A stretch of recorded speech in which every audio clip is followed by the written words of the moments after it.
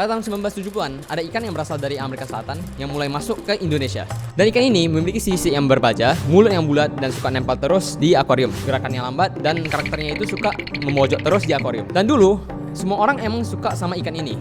Ikan ini toleransinya tinggi dan suka menyendiri di akuarium, jadi low maintenance banget. Tapi 50 tahun kemudian, pada April 2026, Gubernur Jakarta harus turun tangan untuk menangkap lebih dari 7 ton ikan sapu-sapu ini, atau sekitaran 4 atau 5 mobil. Itu pun katanya bisa jadi ada lebih banyak sapu-sapu yang masih berkeliaran. Dan di beberapa sungai di Jakarta, 80-90% isinya itu dikelilingi sama ikan sapu-sapu ini. Jadi gimana sih ikan-ikan yang dari akuarium ini bisa sampai ke sungai-sungai di Jakarta ini? Oke, jadi kita balik dulu ke asal-usul ikan sapu-sapu ini. Ikan sapu-sapu atau nama ilmiahnya itu Pterygophilichthys.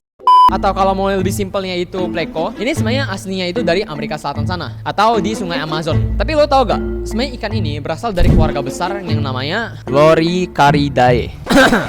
Loricariidae. Dan di tahun 2024, sekelompok peneliti dari Maroko ketemu salah satu spesies dari anggota ini, dan mereka menyebut Afrocasudo-saharaniensis. Dan berdasarkan fosil yang dianalisa, ikan ini udah muncul sekitar 100 juta tahun lalu, atau sekitar pas dinosaurus masih belum punah. Dan ini adalah waktu sebelum Amerika dan Afrika berpisah, atau benua yang disebut Gondwana. Kemudian setelah kedua benua ini terpisah, garis keturunan yang di Afrika itu sudah punah. Tapi garis keturunan dari Amerika Selatan ini masih hidup sampai sekarang, yang disebut sebagai Pleco sekarang ini. Dan selama ini mereka terus hidup dan terus berevolusi sampai akhirnya mereka memiliki banyak variasi atau subspesies. Oke, jadi kita balik lagi ke topik sungai Amazon. Kalian harus tahu dulu, sungai Amazon ini bukanlah sungai yang biasa. Sungai ini adalah termasuk salah satu sungai yang paling ekstrim di dunia, di mana ada banyak ribuan spesies yang saling berkompetisi dan ada banyaknya predator-predator yang buas. Ditambah lagi kondisi air dan kondisi iklimnya itu berubah drastis terus. Dan kalau kita bandingin di Indo itu emang ada predator-predator yang buas, tapi nggak sebanyak di Amazon. Ditambah lagi kondisi di Indo itu sangat konstan, nggak berubah-berubah seperti di sungai Amazon sana. Makanya ikan Pleco ini atau ikan sapu-sapu ini berevolusi menjadi sangat tangguh dan sangat bisa beradaptasi dengan fleksibel. Mereka bisa hidup dari kondisi yang air bersih, air kotor, sampai air yang surut. Itu seberapa fleksibelnya adaptasi dari ikan ini. Dan balik yang dari saya bilang itu, ikan ini memiliki sisik yang sangat tangguh, seperti baja. Jadi predator-predator pada umumnya itu susah memakan ikan ini, kecuali di Amazon. Karena predator di sana udah berevolusi untuk bisa memakan ikan sapu-sapu ini. Dari kaiman Amazon, berang-berang Amazon, hingga manusia-manusia di Amazon ini udah bisa memakannya. Dan itu yang menjaga populasi ikan sapu-sapu di Amazon. Nah, jadi sekitar 1970-an, ikan ini itu mulai diekspor di mana-mana, termasuk di Indonesia. Dan awalnya ya emang masuk akal banget, karena ikan sapu-sapu ini bisa membersihkan lumut, memiliki toleransi yang sangat tinggi terhadap air-air yang kotor. Tapi masalahnya itu, ikan sapu-sapu ini bisa tumbuh besar, cepat banget. Dan jujur banyak orang nggak sanggup untuk memelihara ikan ini.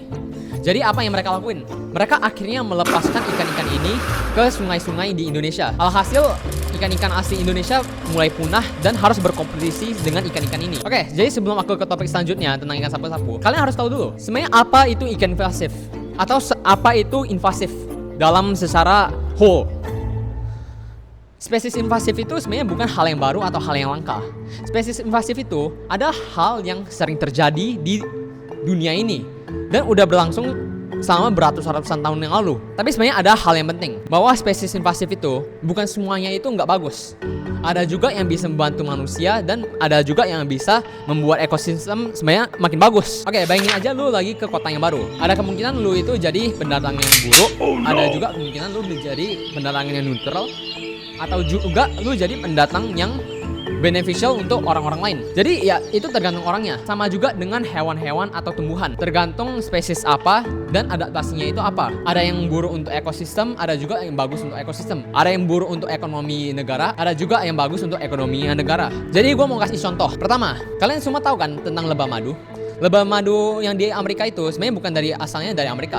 Mereka itu asal dari Eropa sana. Dan mereka itu jadi pendatang di sana selama 400 tahun. Dan selama ini mereka nggak kasih dampak-dampak yang buruk di ekosistem di Amerika. Malah mereka kasih hal-hal yang bagus. Misalnya mereka bisa membuat tumbuhan yang asli sana bereproduksi dengan sangat bagus.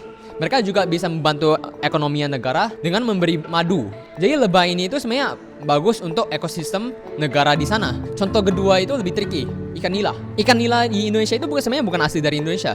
Ikan nila di sini itu adalah ikan yang asli dari Afrika yang dibawa di sini sekitar tahun 1600-an. Tapi sekarang ikan nila ini sebenarnya bagus untuk ekonomi negara. Kenapa?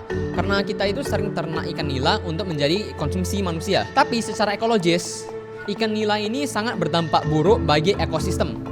Karena kenapa? Mereka ini berkompetisi dengan ikan asli di Indonesia. Jadi ikan asli di Indonesia ini punah dengan cepat. Oke. Ini adalah satu contoh lagi, kucing sama manusia. Kucing secara ekologis adalah hewan yang bisa berdampak buruk bagi ekosistem di banyak negara. Mereka suka berburu mamalia kecil, reptil, dan burung-burung asli di negara-negara itu. Misalnya di New Zealand, burung-burung di sana itu diburu sampai punah oleh kucing-kucing ini. Tapi nggak mungkin dong kita membunuh kucing-kucing ini, karena kebanyakan orang pasti nggak bakal menerima peraturan-peraturan ini. Sama juga dengan manusia, kan nggak mungkin kita membunuh sesama atau bunuh diri. Itu nggak moral. Tapi secara ekologis, manusia itu hama di banyak tempat. Kita membuat kepunahan bagi banyak hewan dan spesies-spesies invasif yang aku sebut tadi itu karena manusia. Kita yang melepaskan hewan-hewan ini ke alam yang seharusnya bukan habitat mereka. Mereka cuma mau bertahan hidup dan di sini gara-gara kita. Jadi yang hama siapa dong? Ya manusia sendiri.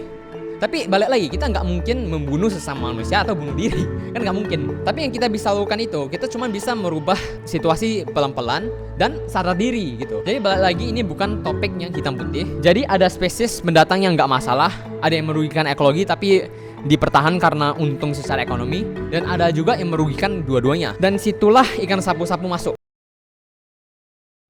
Oke, kita balik lagi ke topik ikan sapu-sapu. Kita semua udah tahu mereka itu datang dari Sungai Amazon. Kita juga udah tahu ikan ini ada di Indonesia gara-gara perdagangan ikan hias dan dilepaskan oleh orang-orang yang nggak bertanggung jawab. Tapi kenapa mereka bisa jadi masalah segede ini? Ini dia bagian biologinya. Dan ini kenapa ikan sapu-sapu ini berbeda dengan ikan yang lain. Pertama, di Amazon mereka ada predator yang bisa kendalin mereka. Di Indonesia hampir nggak ada. Kedua, mereka bisa mereproduksi secara cepat. Kalinya bertelur, mereka bisa menghasilkan ratusan atau ribuan telur-telur mereka. Dan juga induk ikan ini sangat aktif untuk menjaga anak-anak mereka. Dibandingkan sama anakan ikan asli Indonesia, mortality rate-nya itu lebih tinggi daripada ikan sapu-sapu. Ketiga, dan ini yang paling jarang dibahas, ikan sapu-sapu bisa membuat lubang di tepi sungai. Ini membuat erosi dan airnya itu menjadi keruh, sehingga cahaya matahari nggak bisa tembus ke air. Ini bisa merusakkan ekosistem sungai-sungai ini, di mana tanaman nggak bisa tumbuh dan ikan-ikan asli sana itu bisa mati dengan cepat. Keempat, mereka bukan cuma bisa makan lumut, mereka juga bisa makan telur-telur ikan lokal sana, yang membuat ikan lokal sana bisa menjadi makin habis dan makin langka, dan juga bisa bersaing dengan ikan lokal dengan memakan makanan yang ikan lokal ini makan, seperti cacing atau plankton. Dan karena mereka memiliki adaptasi yang lebih tinggi, seperti bisa hidup di air yang memiliki kualitas yang buruk, alhasil mereka menang. Dan akhirnya kasus seperti di Sungai Ciliwung di tahun 2009 tercatat keanekaragaman ikan lokal sana itu berkurang drastis dibandingkan dengan tahun-tahun tahun-tahun sebelumnya.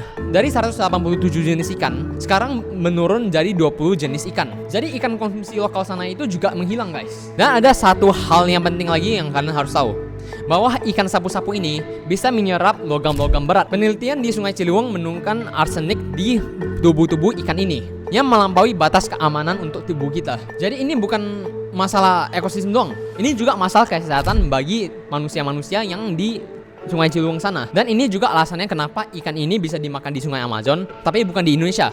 Karena di Sungai Amazon itu, sungainya itu lebih bersih dan nggak ada polusi-polusi yang sebanyak di Indonesia ini. Dan kalau misalnya ada predator alami yang di Indonesia, mereka nggak bisa memakan ikan sapu-sapu ini. Kenapa? Karena ikan ini udah tercemar begitu berat. Jadi alhasil predator-predator ini bakal mati juga. Faktor-faktor inilah yang membuat Black Koi ini beda dengan ikan-ikan lain. Jadi apa yang lagi terjadi sekarang? Di April 2026 ini, Gubernur Jakarta akhirnya turun tangan untuk membasmi ikan sapu-sapu ini. Pemerintah akhirnya memilih metode yang agak kontroversial, di mana mereka membunuh ikan sapu-sapu ini dengan skala yang besar. Hasilnya mereka menangkap hampir 7 ton ikan sapu-sapu ini. Itu pun belum lagi ikan-ikan yang masih hidup di sana. Ada hal yang menarik, MUI ikut nimbul dalam permasalahan ini. Mereka mempertanyakan tentang etnis metode-metode ini. Apakah ini bagus dalam segi moral? Apakah ini etikal? Jadi masalah ini itu sangat kompleks dan nggak bisa diselesaikan secara simpel. Dan sayangnya solusi permanen belum ada. Oke, jadi gue nggak mau nutupin video ini dengan menyalahkan pemerintah karena masalah ini sebenarnya udah terlanjur gede. Karena kalau kalian pikir-pikir sebenarnya hampir semua hewan-hewan invasif ini berasal dari akar masalah yang sama. Gara-gara manusia yang nggak bertanggung jawab dan nggak melakukan research yang cukup sebelum memiliki ikan-ikan ini gitu. Karena Australia juga pernah menghadapi masalah yang hampir sama, di mana mereka merilis kodok-kodok tebu dari Hawaii. Jadi hasilnya kodok-kodok ini sekarang menjadi spesies hama bagi masyarakat Australia dan juga ekosistem di Australia, di mana mereka udah membuat spesies-spesies asli Australia langka. Dan sampai hari ini juga nggak ada solusi permanen yang bisa dilakukan. Jadi kita sebagai individual ada peran yang penting. Jadi sebelum kalian mau membeli ikan atau hewan apapun, ada baiknya untuk kalian riset tentang hewan-hewan atau spesies ini terlebih dahulu. Apakah kalian sanggup untuk memeliharanya? Apakah ikannya ini bisa tumbuh besar banget? Apakah ikan ini gampang dijaga? Itu kalian harus riset terlebih dahulu sebelum membeli hewan atau spesies-spesies ini. Tapi kalau lo udah terlanjur punya ikan hias yang terlalu besar atau nggak bisa dirawat lagi, jangan pernah buang ke sungai. Serius, kalian bisa kasih ke toko lain, kalian bisa kasih ke teman kalian, atau kalian bisa bunuh hewan itu juga. Jangan pernah melepaskan hewan-hewan ini ke alam liar, karena itu akan mencemari ekosistem ataupun ekonomi negara kita sendiri. Emang sih keputusan kecil ini nggak terlalu berdampak, tapi kalau misalnya kita bersamaan melakukan hal-hal kayak gini, aku yakin lama-lama pasti peran kita memiliki dampak yang besar. Ikan sapu-sapu itu bukan musuh kita. Musuh kita itu adalah orang-orang yang nggak melakukan riset yang cukup terhadap hewan-hewan yang mereka pelihara. Mereka cuma mau bertahan hidup seperti hewan-hewan lain. Oke, itu dia video gua hari ini. Dan kalau kalian merasa informasi ini sangat penting, share ke teman kalian dan komen apa ikan yang gua harus bahas untuk video selanjutnya. Bukan ikan aja sih, bisa hewan lain. Jadi sampai ketemu di video berikutnya. Bye-bye.